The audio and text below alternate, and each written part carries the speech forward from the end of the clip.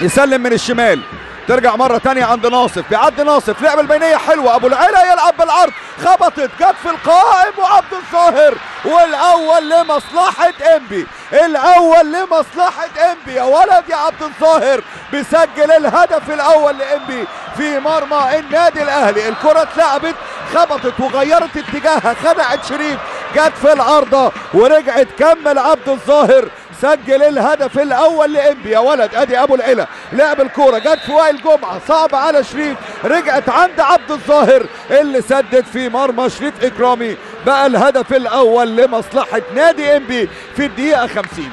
تبدا المباراه كده تحلو، وادي الاعاده وادي الهدف وادي ناصف وبينيه حلوه عند ابو العلا، وجت في رجل وائل جمعه، ردت من العارضه، سيد معوض حاول يغطي لكن عبد الظاهر كان اسرع في التعامل مع الكوره، وبقى الهدف الاول لمصلحه نادي إنبي.